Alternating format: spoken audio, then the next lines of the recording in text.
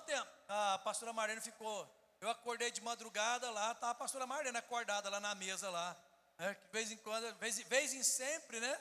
Ela está sempre lá, 1 das 2 da manhã, estudando a Bíblia.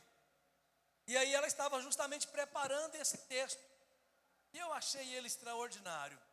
Páscoa, a verdadeira Páscoa não está no que recebemos, mas no que foi entregue por nós. Jesus Cristo na cruz. A verdadeira Páscoa precisa acontecer dentro de nós.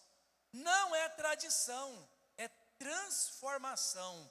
O túmulo está vazio, a morte foi vencida, Jesus vive. Amém? Você pode aplaudir o Senhor bem forte, porque Ele vive, porque Ele vive, porque Ele ressuscitou. Amém, igreja? E eu falei, pronto, está aí a mensagem. Está aí a mensagem. A mensagem está dentro dessa frase que a pastora escreveu, né? A verdadeira Páscoa precisa acontecer dentro de nós. Não é tradição, é transformação. Amém, igreja?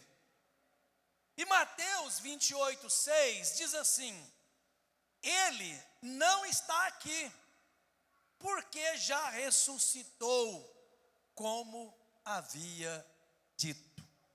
Amém, igreja? Irmãos, a Páscoa, ela é uma das maiores celebrações conhecidas do mundo. A Páscoa. E nós vemos que a Páscoa, ela tem sua origem lá em Êxodo capítulo 12, quando os hebreus foram retirados do Egito pela mão poderosa do Senhor. Mas o que nós temos visto? Que a Páscoa, ela tem perdido ao longo do tempo o seu significado, ou o seu real significado, seu verdadeiro significado. Porque hoje, a Páscoa para alguns, ou eu diria que para muitos, infelizmente, é apenas um momento em que se troca doces, chocolates, ovos, coisas nesse sentido. Mas para nós, cristãos, a Páscoa, ela representa vida. Páscoa representa libertação. A Páscoa representa para nós a redenção. Como disse a pastora Marlene ali no banner dela, a Páscoa não está no que recebemos, mas a Páscoa está naquilo que foi entregue por nós, Jesus na cruz. A primeira Páscoa, irmãos, aconteceu quando o povo de Israel estava preso no Egito. Deus levantou Moisés para libertar o povo.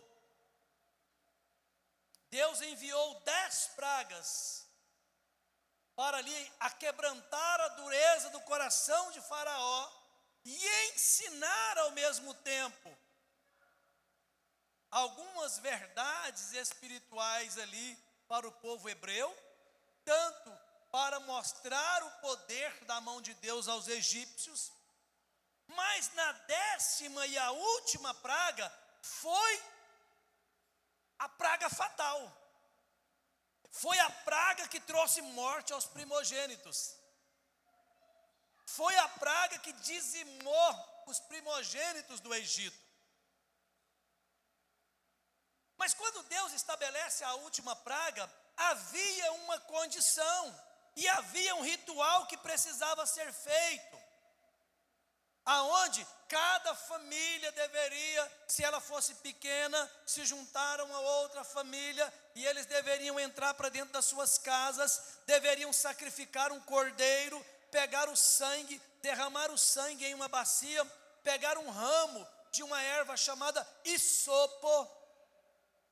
Pegaram aquele sangue, e aquele sangue deveria ser passado com aquela folhagem, com aqueles galhos, nas portas dos umbrais, ali das portas das casas dos hebreus. Cada família tinha que sacrificar um cordeiro. Cada família precisava se proteger com o sangue. E então Deus estabeleceu: o sangue será o sinal de proteção. Quando vier o anjo da morte, este não ferirá a casa em que tiver sangue. Nós conhecemos a história.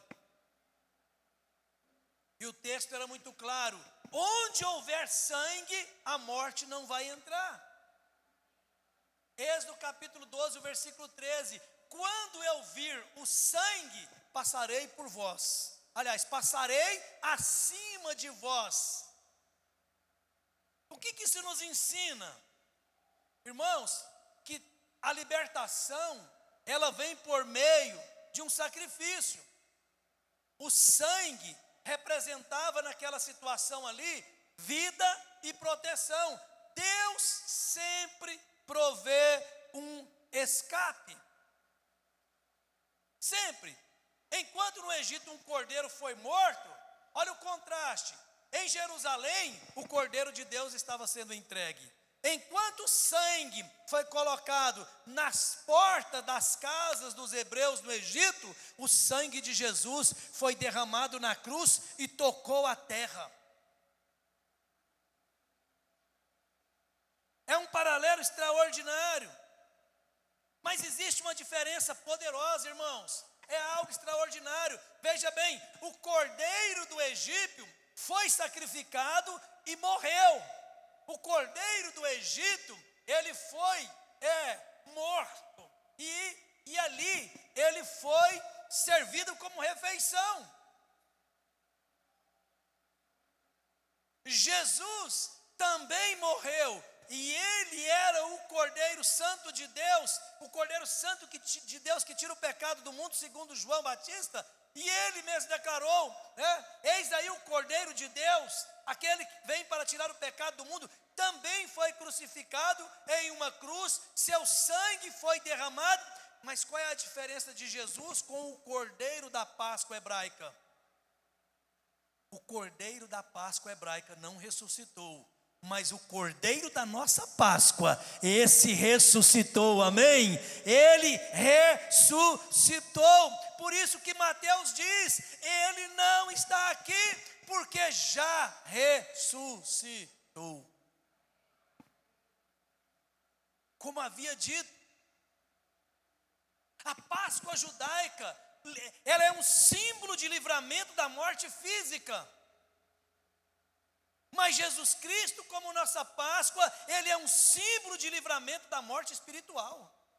Enquanto o cordeiro do Egito apenas livrou da morte física, o nosso cordeiro, Jesus, nos livrou da morte eterna. João 3,16, igreja: porque Deus amou o mundo de tal maneira que deu o seu Filho unigênito, para que todo aquele que nele crê não pereça, mas tenha vida eterna. Vida eterna. 1 Coríntios 5,7, porque Cristo, nossa Páscoa, foi sacrificado por nós.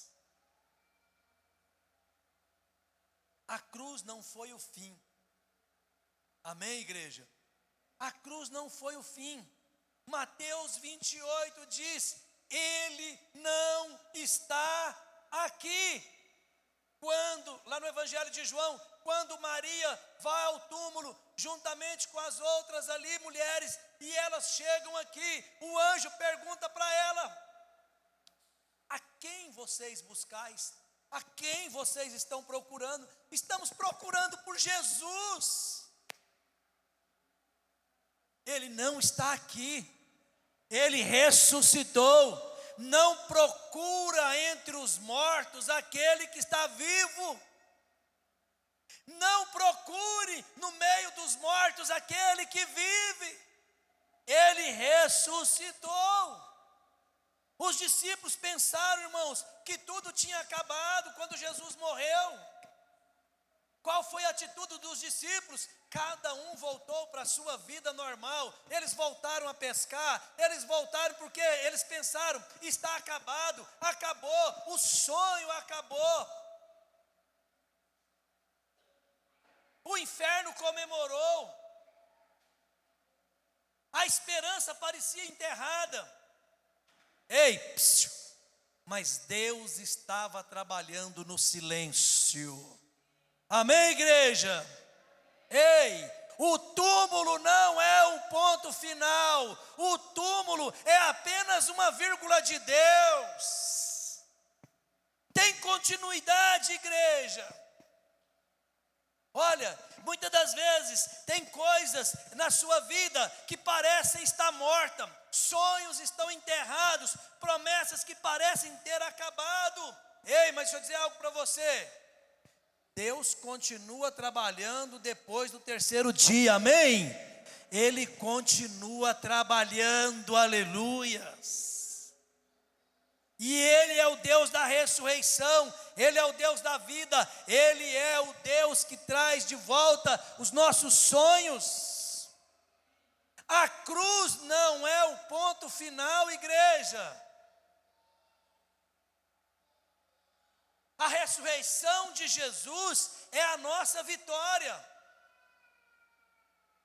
Romanos 12 diz, assim como Ele ressuscitou, nós vamos ressuscitar com Ele, amém? Quando nós somos batizados, Romanos diz o seguinte, Paulo escrevendo aos Romanos, olha, na semelhança da sua morte, nós somos sepultados nas águas do batismo, mas quando nós somos tirados, na mesma semelhança, nós estamos sendo ressuscitados com Ele.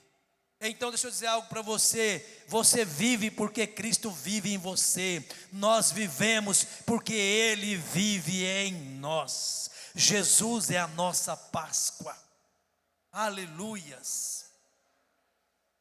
A ressurreição é a vitória sobre a morte, Ele já não está aqui, Ele ressuscitou. Irmãos, a ressurreição não é apenas um evento, a ressurreição de Jesus é uma declaração. A ressurreição de Jesus é a vitória sobre a morte, é a vitória sobre o pecado. A ressurreição de Jesus é a vitória sobre a tribulação, é a vitória sobre o inferno. A ressurreição de Jesus é a vitória sobre todas essas coisas.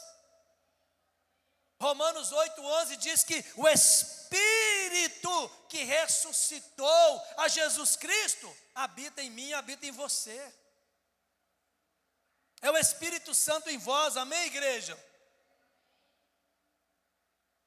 O que tirou Jesus da cruz, o que tirou Jesus da sepultura, foi o Espírito Santo. A Bíblia diz, pelo poder do Espírito Santo ele ressuscitou. Pelo poder do Espírito Santo ele ressuscitou. E o mesmo poder que tirou Jesus da sepultura, amém, está disponível hoje. E Ele habita em você, é o Espírito Santo, aleluias. Quem tem o Espírito Santo não vive derrotado. Quem tem o Espírito Santo não vive preso no passado. Quem tem o Espírito Santo é cheio de alegria, é cheio de vida, é cheio de esperança. Quem tem o Espírito Santo tem certeza da salvação, amém, igreja? Você tem o Espírito Santo, aleluias. Então você precisa ter todas essas certezas. O apóstolo João escrevendo a sua epístola, primeira epístola de João, ele diz o seguinte, olha, quem tem o Filho de Deus, tem a vida eterna, mas quem não tem o Filho de Deus, não tem vida.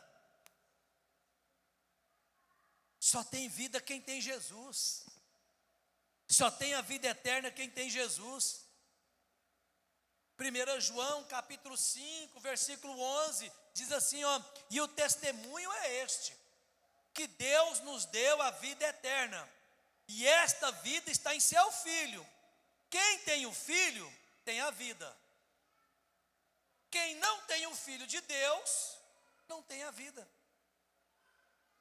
Ou seja, nós vivemos porque vivemos nele, amém? e só vivemos nele, tendo ele em nós. Por isso que Paulo também, ele diz o seguinte, olha, porque dele, por meio dele, para ele, são todas as coisas, amém, igreja? Somente a ele, seja eternamente toda glória, toda honra, todo louvor. A Bíblia está dizendo aqui, ó, o túmulo está vazio. O túmulo está vazio. Ele ressuscitou. Quando você pega os maiores líderes religiosos do mundo, nós vamos citar alguns, Gandhi, nós vamos pegar Shiva, Buda, Maomé, e entre tantos outros profetas das diversas religiões do mundo, você vai em seus túmulos, lá tem uma plaquinha. Todos têm uma placa. Nessa placa está escrito assim, ó: aqui jaz os restos mortais de Maomé. Aqui os restos mortais de Buda. Aqui os restos mortais de Gandhi, de Shiva. Aqui os restos mortais de Gandhi. Aqui os restos mortais de Allan Kardec. Mas quando você vai em Jerusalém, Jerusalém também tem um túmulo famoso. Quando você chega em Jerusalém, tem um túmulo e na placa está escrito: ele não está aqui, ele ressuscitou. Você pode aplaudir o Senhor bem forte. Só Jesus ressuscitou.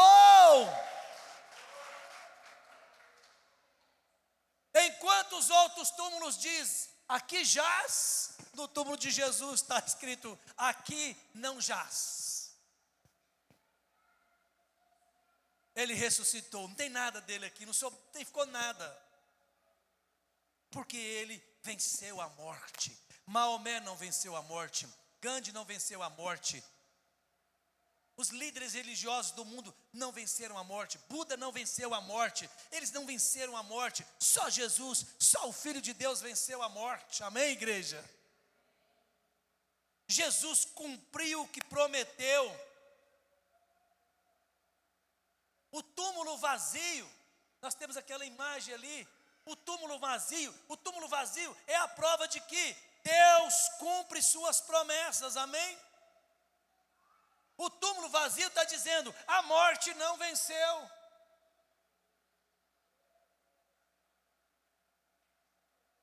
A cruz e o túmulo juntos estão dizendo, os dois têm uma mensagem muito forte. A história está dizendo o seguinte, essas duas imagens diz, a história não terminou na dor.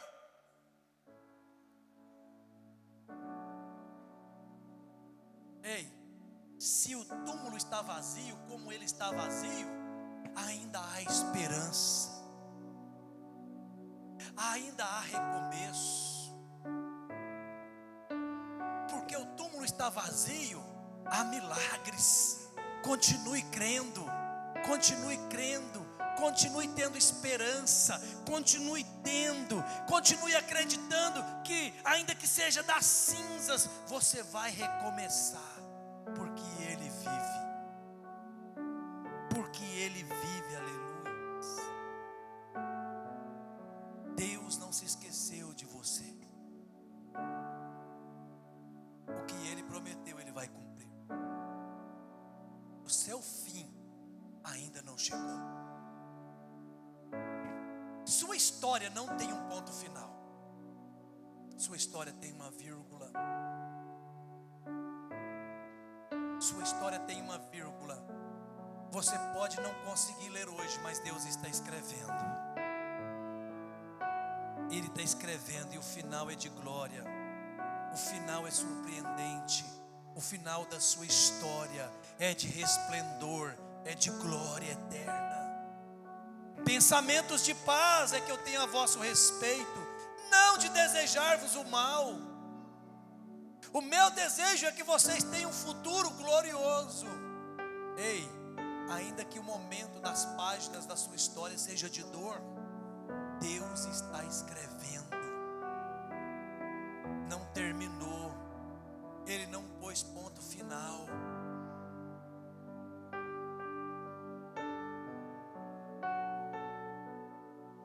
Deus está dizendo para mim e para você nesta noite é: o fim ainda não chegou.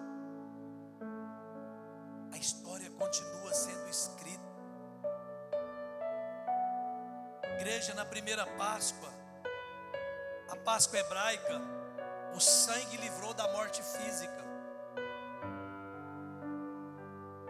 Mas na Páscoa, em que o sangue do Cordeiro de Deus foi derramado, o sangue nos deu vida. Presta atenção. Um livrou da morte, mas depois eles morreram. Na nossa Páscoa, que é Cristo, o sangue nos livrou da morte eterna, e o sangue nos deu vida juntamente com Cristo. Efésios 2:1: e nos vivificou, estando nós mortos em nossos delitos e pecado, Ele nos deu vida. Amém, amados? Quando nós olhamos para Cristo, nossa Páscoa, o Egito ficou para trás. A cruz está vazia. O túmulo está vazio. Jesus passou pela cruz? Passou. Ficou na cruz? Não, ela está vazia.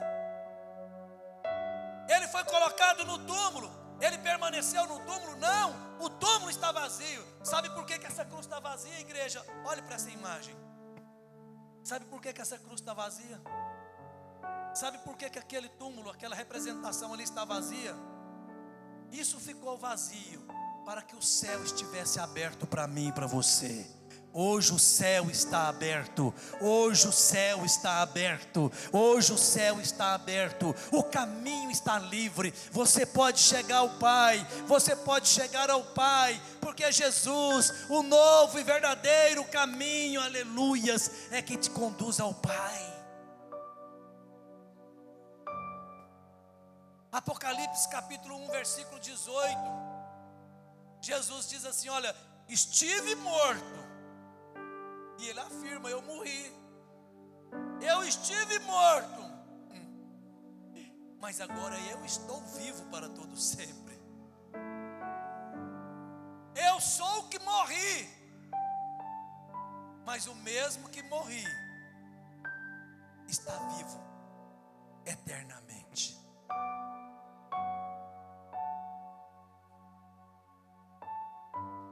Isso é Páscoa, igreja. Isso é Páscoa. Por isso que o texto está dizendo: Ele não está aqui. Por isso que o texto está dizendo: Ele não está aqui. Ele ressuscitou. Amém, igreja? E Ele está chamando você para viver uma vida de vitória. Ele está chamando você para viver uma vida, amém, nova. Ele está chamando você para viver, para experimentar uma nova vida em Cristo Jesus. Por isso Jesus disse: vinde a mim, todos vocês que estiverem cansados, oprimidos, sobrecarregados, e eu vos aliviarei. Jesus é o alívio que eu e você precisamos. Jesus é o alívio para a dor da alma, do espírito, do físico. Ele é o alívio. Vinde a mim. E Ele está nos chamando para aprendermos dEle. Aprendei de mim, porque eu sou manso e humilde de coração. E Ele ainda diz mais: vinde a mim, em mim vocês achareis vida, vocês achareis guaridas para os vossos corações, vocês encontrarão em mim descanso. Esse é o Cordeiro de Deus que foi sacrificado na cruz do Calvário. Ele venceu a morte. Jesus Cristo a nossa verdadeira Páscoa. Amém, igreja? Ele é a nossa Páscoa. Ele é a nossa vida. Aleluia. Estive morto, mas eis que estou vivo para todo sempre.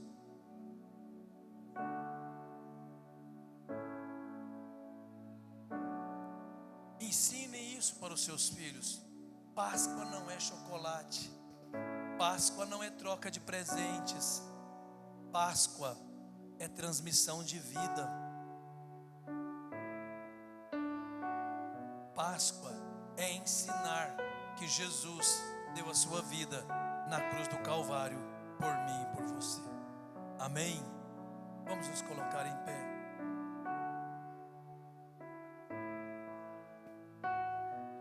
O túmulo estava